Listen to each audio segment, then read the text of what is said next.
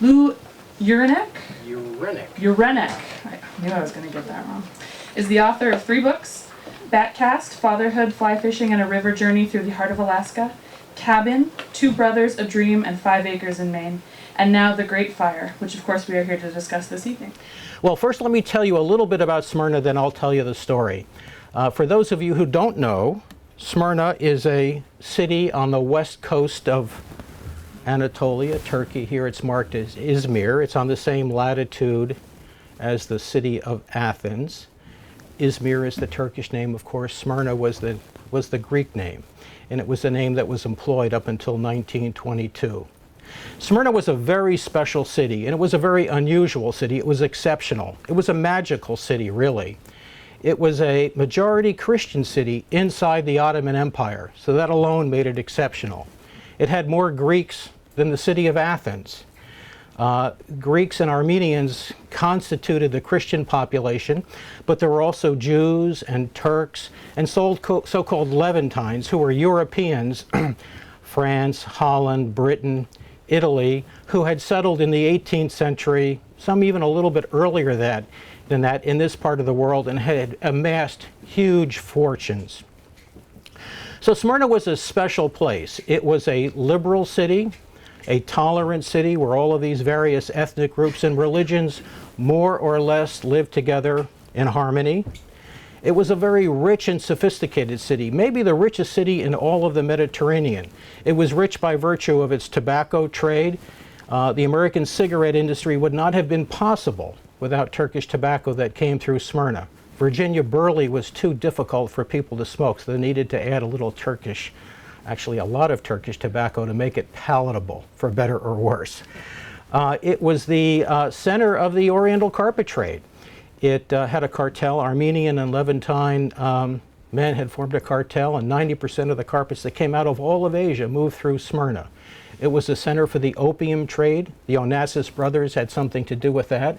The father of Aristotle Onassis, who plays a part actually in the book. It was also, importantly in those years, the center of the dried fruit industry. Believe it or not, that was a very big and profitable industry. The Smyrna fig was an important thing, and of course they came through Smyrna. So it was a rich city. It was a sophisticated city. It had performance spaces for opera, for symphony. It was a city that had beautiful mansions lining its waterfront. It had dozens of newspapers. It had 11 Greek newspapers, 7 Turkish newspapers, 5 French newspapers, 4 Hebrew newspapers, and 4 Armenian newspapers. It was the center of the Armenian publishing world in a way. It was a relatively small Armenian population in comparison to some other parts of Anatolia, but there were 40,000, at least 40,000 Armenians who lived in Smyrna, and it was an intellectual center. The great works of Western literature were translated into Armenian in Smyrna. Smyrna was a place that had a reputation for having a good time. Beirut actually was a kind of backwater compared to Smyrna. Smyrna people were up late, listening to music, drinking, eating, private clubs, restaurants. The first golf club in the Near East was at Smyrna. There was a racetrack, yacht clubs, all of this. The Levantines had estates that were so large that their servant staffs would fill small villages. These were homes on the scales of the kinds of mansions that we see at Newport, Rhode Island. So it was really an unusual place. Even during the worst of the Armenian Genocide. Some of you may be familiar with the Armenian Genocide. This is the 100th year commemorating the Armenian Genocide. Even during the worst years of the Armenian Genocide, Armenians were mostly safe. Not entirely, but they were mostly safe in the city of Smyrna. It was tolerant, liberal, and willing. People were willing to get along there. That's the setting for this story. Well, tragically, in September, actually on September 9, this is Saturday, 1922, the Turkish army entered the city of Smyrna as an occupying force.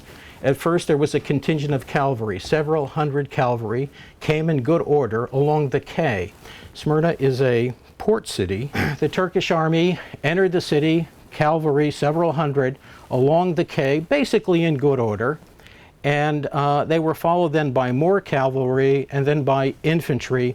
And very soon, by the end of the day, September 9, 1922, the city was fully occupied by tens of thousands of Turkish troops. The army quickly lost its discipline and began looting, in particular, the Armenian quarter of the city. Smyrna was divided into districts, into neighborhoods. The Jews lived in one area, the Greeks in another, the Turks, the Armenians, and the Europeans.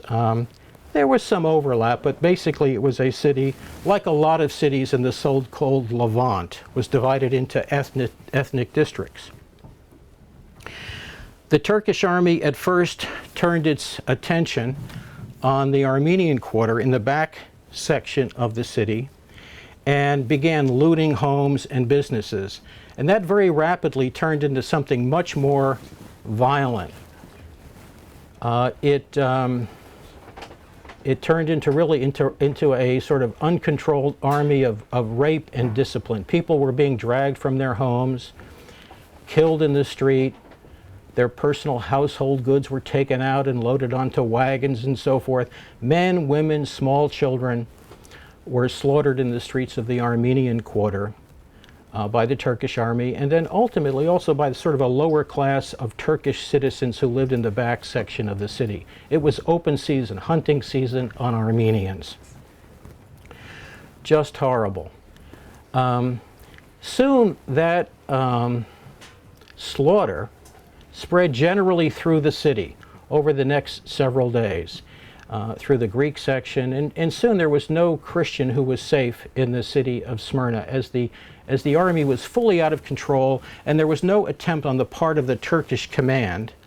Nuruddin Pasha was the military commander at Smyrna, a person who was, even by the standards of the Turkish National Army, a very cruel individual. He had no interest in stopping the slaughter and the rape. Making matters worse, the Turkish army had come in from the east, moving westward toward Smyrna, and ahead of the Turkish army, the Christian population of Anatolia, that part of Anatolia, fled to Smyrna, and they were seeking safety ahead of the army.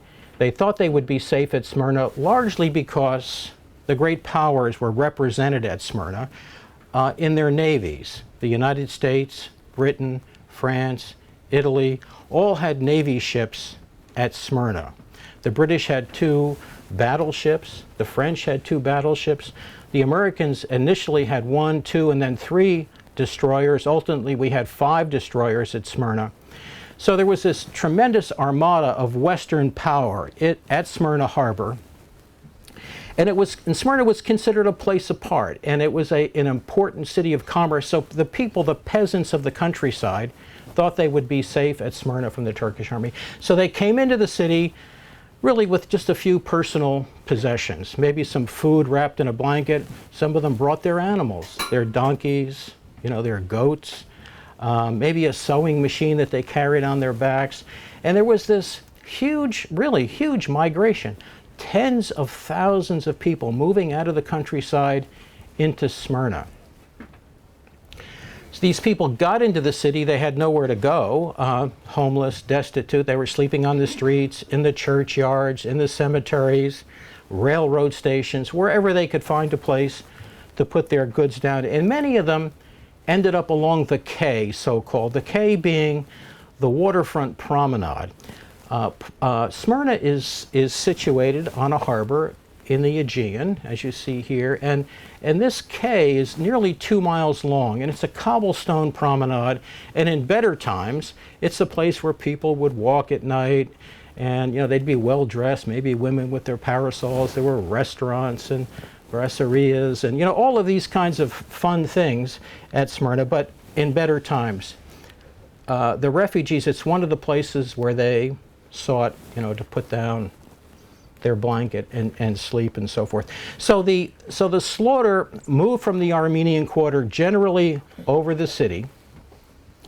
And then to make matters even worse, on Wednesday, September 13, the Turkish army set the city on fire. Basically what it did first was it set a series of fires, 4 fires around the Armenian section of the city. We don't know why exactly that the fire was set. There are some theories. Maybe they were trying to clear out all of the bodies, horribly, that had piled up in the streets there. There are many theories about why, but we know for sure that they did start the fire because we have so many witnesses, and we have American witnesses. There was a community of about 150 Americans at Smyrna. Some of them were missionaries. Smyrna was the first missionary station.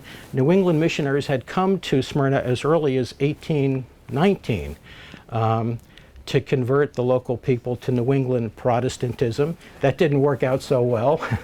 The Jews were happy being Jews, the Greeks were happy being Orthodox, and it was a capital offense to convert a Turk.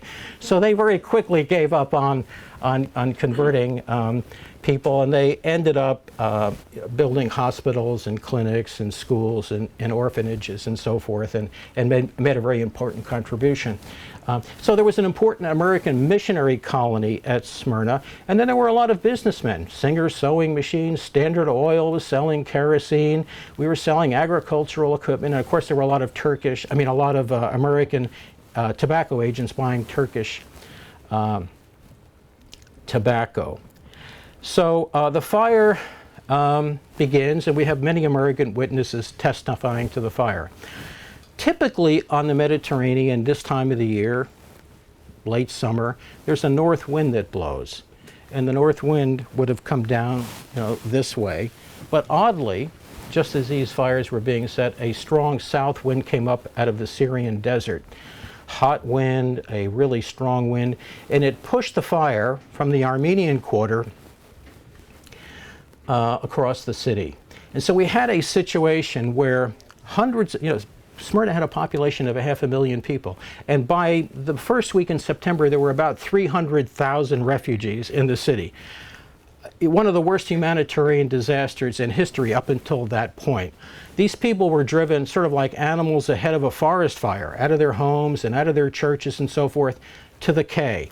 So we have this situation on the night, around midnight, Wednesday, September 13, where there are hundreds of thousands of people packed into this narrow space. The quay in those years was maybe 40 feet, 50 feet wide, almost 2 miles long, an entire city of people stuck there, densely packed together with their animals. And the fire is coming at them.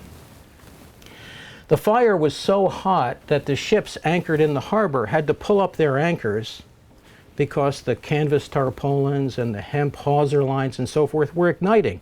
So you can just imagine how hot it was to be there. Women were wetting blankets and putting them on their children so that their children wouldn't incinerate. The animals that they had brought with them had packs on their backs. The packs caught fire, and so the animals were stampeding up and down the quay. It was a scene right out of hell. Just horrible.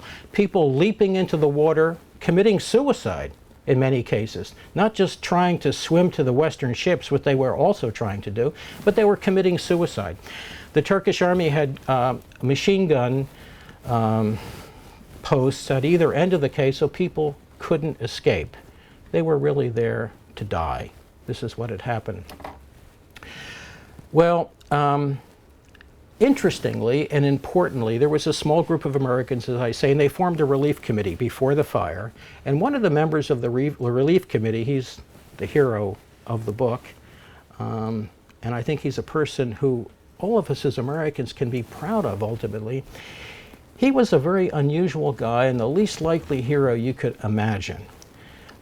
His name was Asa Jennings. He was a mid-level YMCA employee. He was there to organize sports leagues for boys, to teach them civic virtue and Christian values and so forth. And he got there at the end of August, just as this catastrophe began to unfold, was a member of this American Relief Committee.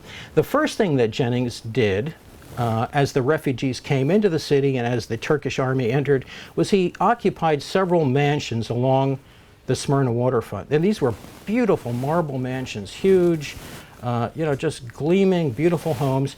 Their owners had left ahead of the Turkish army. knowing what was going to happen. He took them and he used them as safe houses for women who had been raped. Rape was a serious weapon of war on the part of the Turkish army, and many women were raped and then killed. Many were raped and then was terribly injured. And Jennings, driving an old Chevrolet, was picking them up around the city and bringing them to these safe houses. When the fire broke out, he was at one of his safe houses, and he was really the only Western person who stayed on shore. He stayed there as the fire burned. There were some other Americans who stayed, including some naval officers and sailors and so forth, but they were on the ships in the harbor. Jennings actually stayed in the safe house as the fire burned.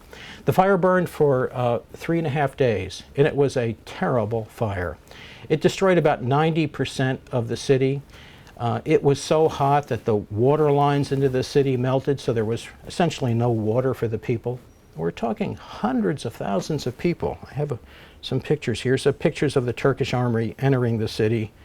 Here are some Turkish soldiers and some testimony from one of the American vice consuls about the brutality of the occupying soldiers. Here we have an Armenian person dead in the Armenian quarter. Here is the city on fire.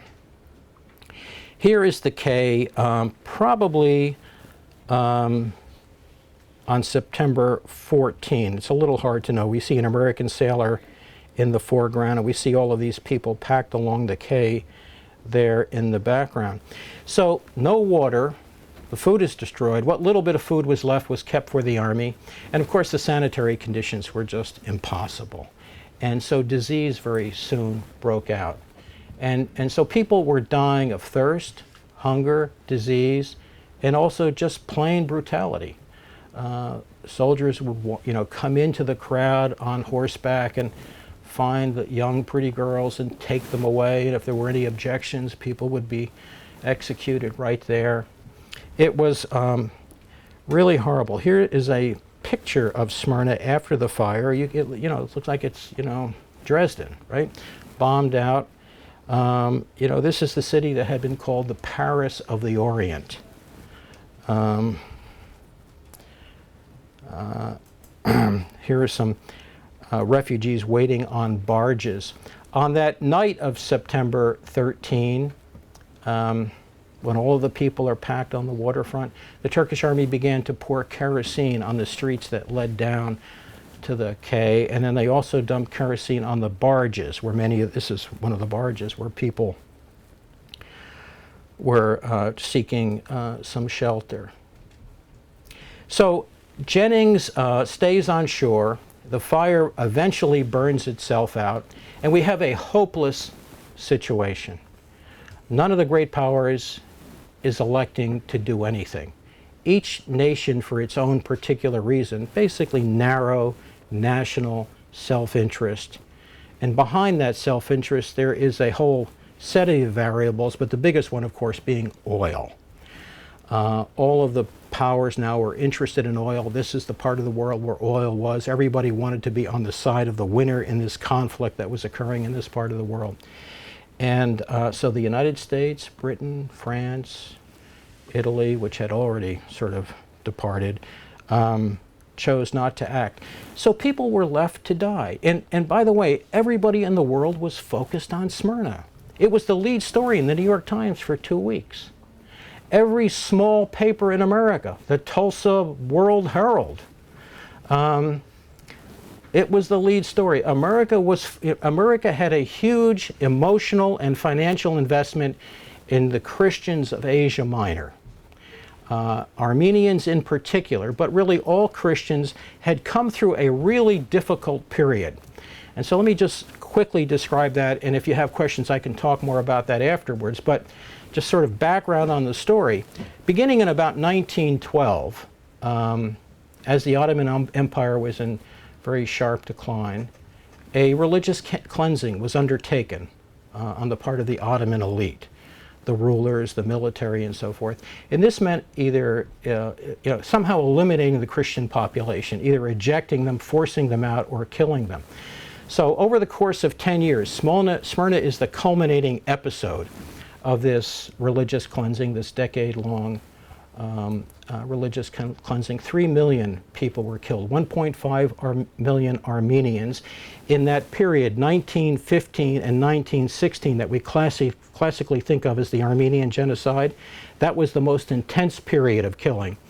But 1.5 million Greeks and Assyrians were killed also through that period in an attempt to religiously cleanse Turkey, so that there was a new Turkey for the Turks, so-called, an Islamic state that would come out of all of this. So with that background, none of the great powers are getting involved. There are no ships available to take people away.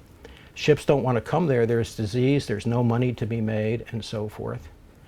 So Asa Jennings, our hero, takes a second step. On September 20, happened to be his 45th birthday, our unlikely hero, a person, by the way, who had suffered a lot as a young man. He had tuberculosis, Pott's disease. He had, his spine had collapsed as a young man. He had an infection of the spine. He lost 5 inches of height. It left him with a crooked back and a hunch on his back. He had a fever every day of his life, pain in his back constantly. He's a funny looking little guy too. He had these big round glasses that magnified his eyes. He had a head that seemed too big for his body, but he was always smiling, sort of looking up at people. And he was a little motor of a man, cheerful, singing, laughing, and he you know, faith was a very important part of his life, but he came out of this kind of tradition of, I want to be useful. I want to put my faith into action. He was that kind of a guy, didn't complain. His friends really didn't know about his pain and his disease, other than it was visible in looking at his body. On September 20, Jennings is overcome. He later said, I felt the hand of God on my shoulder. You know, who knows what that means? But he was a man of deep faith. He prayed every day and had this personal relationship with his Methodist God. And he comes out of one of the safe houses and he sees distantly in the harbor an Italian freighter. And he thinks, you know, maybe I can get some people on that freighter, some of the women in my safe house here, and I can get them safely out of the city. No one had been able to do it so far. He goes to the American senior naval officer, Halsey Powell, a person who we can also be proud of, becomes important to the story. Young guy from Kentucky, very capable naval officer, a hero in World War I. He had rescued British sailors from a British hospital ship that had been sunk by a German U-boat. His own man. Halsey Powell was under orders from his commanding officer, an admiral in Constantinople. Don't get involved. Don't save refugees. You know, you're there to protect American tobacco and American oil tanks and so forth. Don't get involved. Well, he ultimately would get deeply involved, and his first step was to say yes to Jennings' request for a boat and a sailor to go out to that Italian freighter. Jennings gets out there, he parleys with the Italian ship captain, pays him a bribe, and manages, with Powell's help, to load 2,000 women, children, and old men onto the freighter. Takes them to Lesbos, a Greek island nearby. Gets there in the middle of the night, and he sees lots of empty Greek merchant ships. These were ships that had been used as troop transports. They carry Greek soldiers out of Turkey. And he thinks to himself, you know, improbably, if I could get possession of these ships, and even more miraculously, if I could get these ships into Smyrna harbor, and even more wildly, if we could get people on these ships under the noses of the Turkish army, we can save a lot of lives. So, you know, faced with the need to save lives, he did what a good Methodist minister has to do. He told a few lies.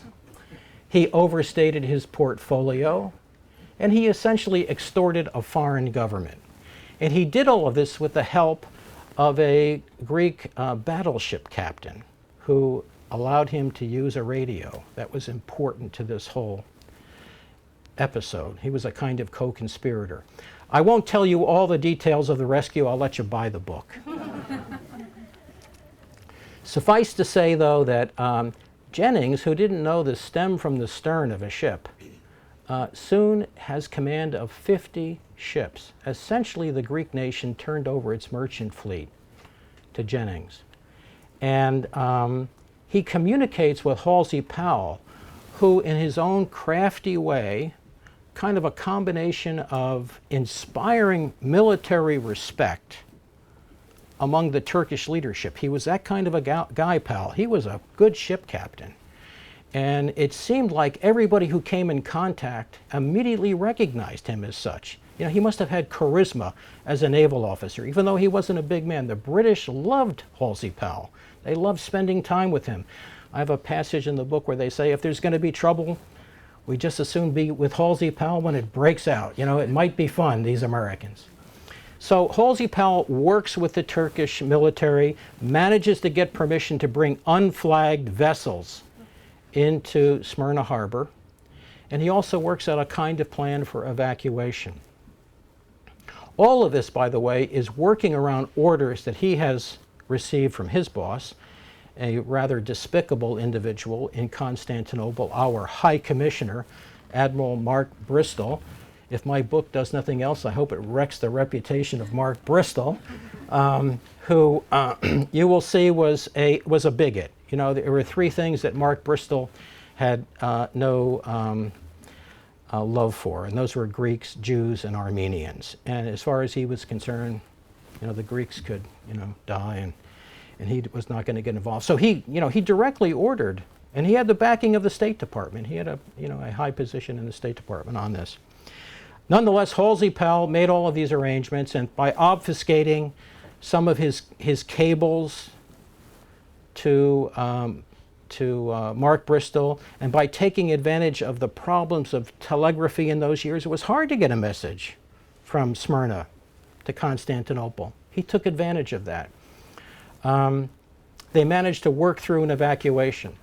So on September 24, we have this scene. Just imagine it.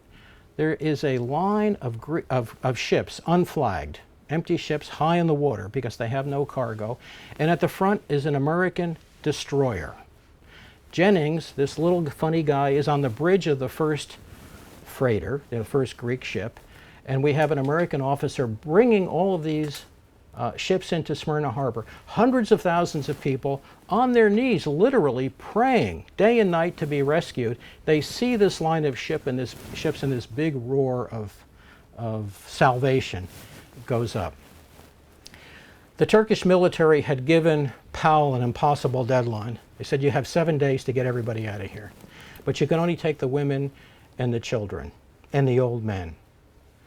The men of so-called military age, was about 15 to 50, were already being marched out of the city, and they were either executed, right, sort of repeating the pattern of the Armenian Genocide. They were killed either right outside of the city, executed, or taken on long and impossible marches, where they soon, if they dropped from fatigue, they were shot, or they died from hunger or thirst, and they were taken deep, you know, places like Magnesia and some of the interior sections. That process had already begun. Ships come in on September 24, and quite incredibly, somehow, maybe a miracle isn't too strong a word to use in this context, Jennings and Powell are able to get 250,000 men, old men, women, and children out of the city to the island of Lesbos. On the final day, Powell went around with some sailors, and they literally were looking in foundations and trying to find people that they had left behind. They got everybody out. More started coming in, and they eventually got them out as well. But they completed the evacuation by the deadline, September 30. Here is some of the Greek men being marched out. And so let me just say a word about the writing of the book, and then I'll stop and take some questions. This was a book that I enjoyed every minute of the research of this book, and I became deeply interested in the people, especially the Americans, but also the Greeks and the Armenians and the Turks. And it's a book that's a kind of a big canvas. There are a lot of characters, and these are just some of the characters in the book. The big head up in the upper right is Mark Bristol. I'll show you some of the other pictures as we move along here. And I tried to settle on some key characters on in the writing of the, one of the things you have to do when you write a book like this is you ask yourself, whose story gets told? Everybody has a story. There are 5 competing national narratives, plus there are all of these compelling individual narratives. And this all has to be sorted out.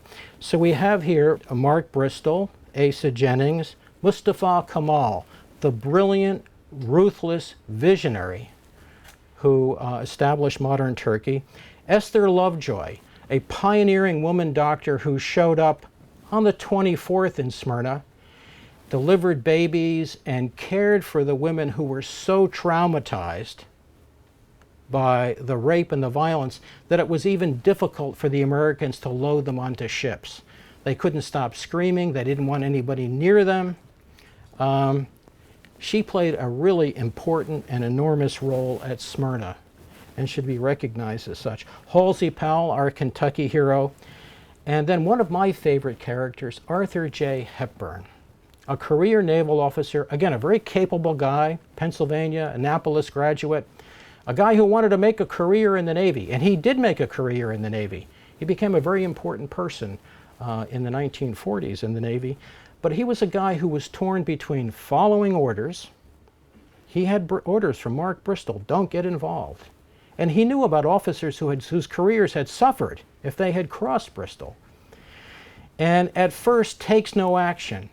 And what's interesting to me is watch the evolution of Arthur Hepburn through the book. He ultimately does the right thing. He doesn't do it soon enough, but he ultimately does the right thing. And it's sort of interesting for any of us to project ourselves into the story. Would we have done the right thing, under those circumstances? So he's a really interesting character. Our 2 heroes. And ultimately, and again, in thinking about writing the book, who does the story belong to? I've told an American story. I'm an American. I was interested in the Americans. But ultimately, a story like Smyrna belongs to the victims, right? The people who died, the people who suffered. And these 2 faces represent sort of the face of victims that I have in the book. The person on the left is Garibed Hacharian, an Armenian doctor who left the most important document anywhere about Smyrna. He kept a very careful diary, day by day, of what happened. He was arrested by the Turks. He had served in the Ottoman army as a doctor, but he was arrested and he witnessed horror. He took very careful notes, and I used his diary to tell some of the story. And he and his family escaped ultimately on one of Jennings's ships. Theodora Gravou is a Greek girl in the story. She's 12 years old. Her family is killed, with the exception of 2. She was 12 and she had 2 younger sisters, one 2 years old and one 3 years old. And she took care of them through this horror, through the fire and everything that followed. And she also was able to get out on one of Jennings's ships. This is not Theodora, this is her daughter. I went looking for Theodora's story, and I found her daughter knocking on doors in the city of Piraeus, shoe leather reporting, and was able to interview her, and it was really quite amazing. So I feel very fortunate to have been able to work both of them in the story.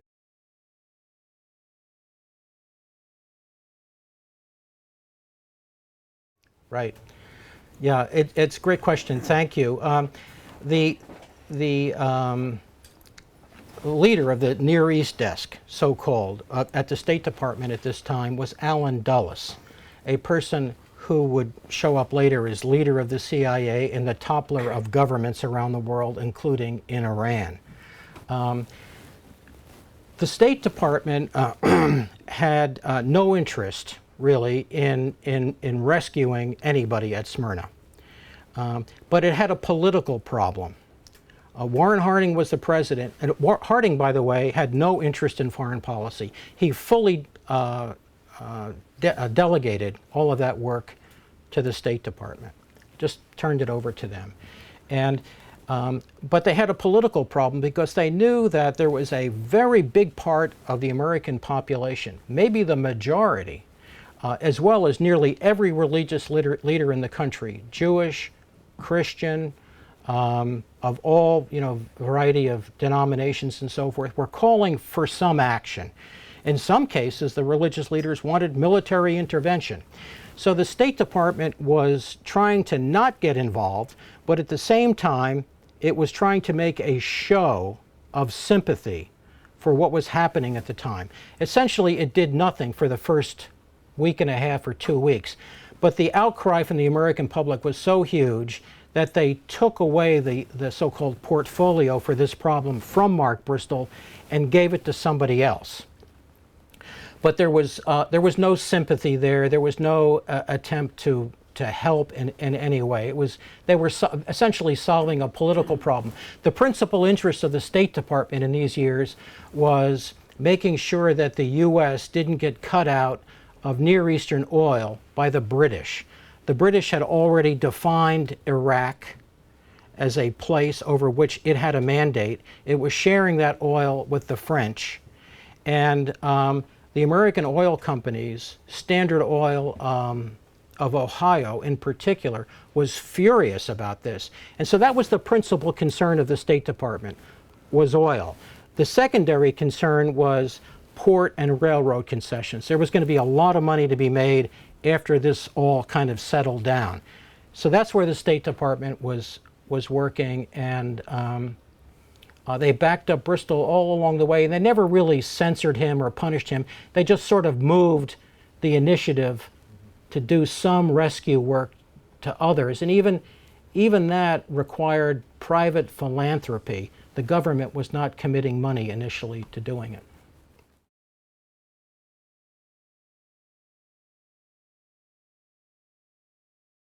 That's exactly right. Who would have thought it? Well, it's interesting. Jennings was sort of, let me call him an equal opportunity savior in a way. He really, he didn't have a special allegiance to the Greeks or to the Armenians. He was there to help people. That was sort of his worldview. And after he had accomplished the rescue, he went looking again to be useful. And he thought he could be most useful in Turkey, helping Turkey find its way as a new nation, civic virtue, all of these kinds of values that he believed in. So he helped start a new organization in Turkey. It could not use the word Christian. The Turks wouldn't allow that. But it had many of the same virtues as the YMCA, body, mind, and spirit. And that appealed to Mark Bristol, who had an interest in building up Turkey. So it was sort of this strange arc of common interest that brought them together. In fact, Jennings died. He was, I guess, maybe 53 or 54 years old. He was leaving the Bristol home on the way to the Turkish embassy. How ironical was that? But absolutely, they managed to forge a relationship after this. And it was very controversial at the time among missionary people. Many missionaries, perhaps most of them, did not want the United States to have a relationship with Turkey. And so, Jennings in a way was ostracized from the mainstream missionary community, but he did that work anyway.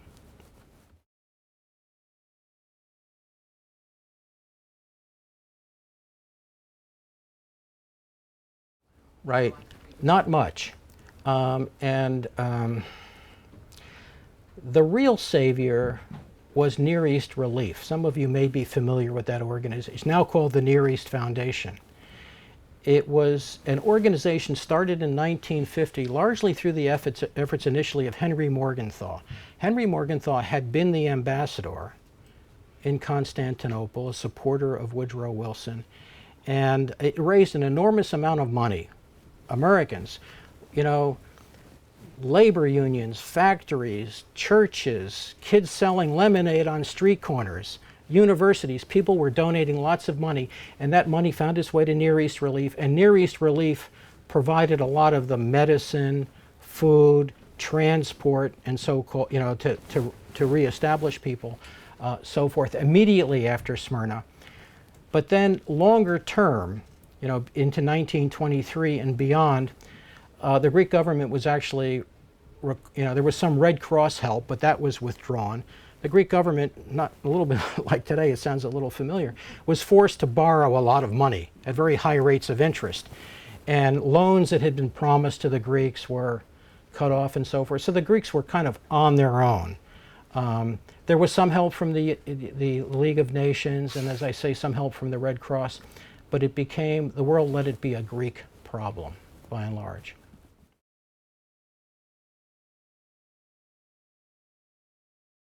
Yes, and many people, there once was, I think the issue is settled, but there once was a debate. Did the Turkish army start the fire or not?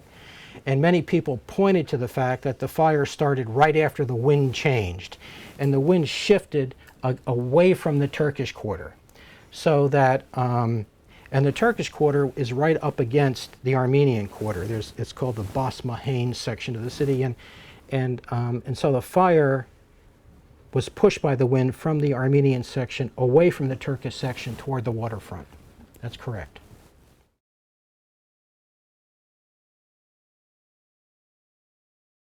So World War I ends. There's a peace conference in Paris, and the great powers are figuring out how to settle all of these issues. The Italians were demanding certain territory. The United States and Britain said, no, you can't have those war spoils. So what happened is the Italians, on their own, they were part of the Allies, they were allied with Britain, France, and the United States, went to Turkey to seize Smyrna as their territory. They had lost 600,000 or 700,000 men dead in World War I. And the Italians said, we didn't lose all of these men for nothing, right? We want, and Italy at the time was overpopulated, it was trying to expand, so it was going to seize Smyrna. Woodrow Wilson and Lloyd George were furious about this, but they weren't so furious that they were willing to send American or British troops to stop the Italians. So what did they do? They sent the Greeks. They sent the Greek army to Smyrna. Greeks had a claim on Smyrna as well. It was a majority Greek city, it was ancient Greek land, and whether or not you agree with any of this, the Greeks made a claim on Smyrna. And so Wilson in particular sent the Greeks in to hold Smyrna against the Italians. Well, this infuriated the average Turk. And very soon, Mustafa Kemal was able to build an army, really both in response to the defeat in World War I, but also in response to the Greek insult, the landing of Greek troops at Smyrna. So a war broke out between Greece, acting as a proxy for Britain and the United States, and this nationalist force of Turks. The war lasted 3 years, and the Greeks almost won. They got within 11 miles of Ankara, unbelievably. Little nation, 4 million people. But for a variety of reasons, the Allies abandoned the Greeks. Again, oil is part of the reason, but they abandoned the Greeks, and then the Greeks were defeated, and they evacuated from Smyrna and Chesme nearby. So that's what happened. There was a war that was concluding, which brought the Turkish nationalists into Smyrna. Make sense? Yeah. Okay, great. You're welcome.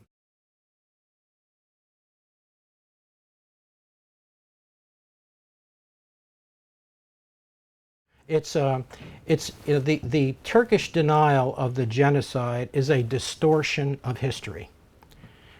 It's not, what happened in those years is not a matter of debate. It shouldn't be a matter of controversy.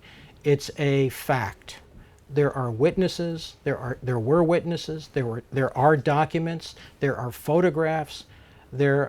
Modern Turkish scholars have even found Turkish documents that demonstrate that there was a genocide underway. In particular, that intense period, 1915-16, against the Armenians, but generally against all Christians in that period. The denial is a project of the Turkish government, and it has its reasons. When I went to Turkey, what I learned, I talked to a lot of Turks when researching the books. I went there 6 times. The Turkish people it's a black hole for them. know what happened. They know that Smyrna burned, Izmir as they call it, burned, and they know that there was some trouble with the Greeks. And they all know that you can't trust the Armenians. You know, this is sort of the talk, you know, in Turkey. But they don't know what happened. The average Turk, even the well-educated Turk, is basically ignorant of his or her history before 1923.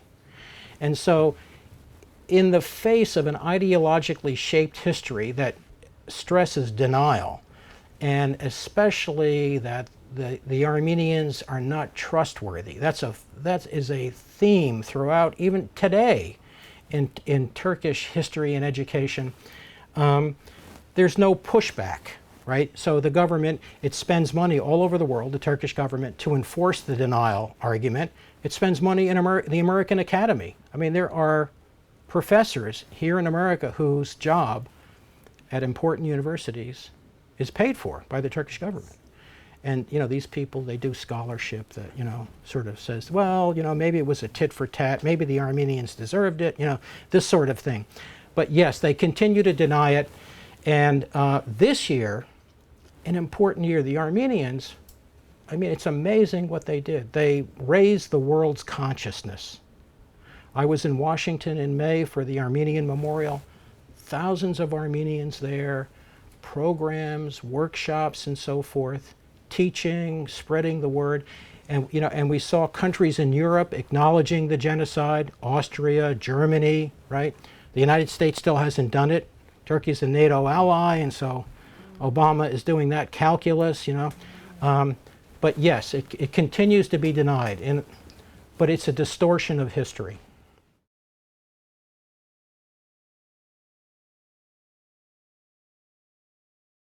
Nobody stopped me from going anywhere. I mean, there are certain Turkish records that nobody can get to. There's no sense in even asking. You know, you just can't get to them. The biggest hindrance for me was the language. I don't speak Turkish, and Turkish in those years was written in Arabic script. So I needed a translator who not only understood Turkish, but understood Turkish in Arabic script. So I found a graduate student, and he sat by my side for many days, you know, at the library in Izmir and worked with me. So it was more of a kind of a technical obstacle that I have there. Well, thank you very much, and we do have some books for sale. So I'm going to be over here. Thanks a lot. Like a cheap toy springing forward with a stuttering mechanical jerk, I'd send the ball bouncing erratically a few feet in front of me, like this. You know, or like, yeah.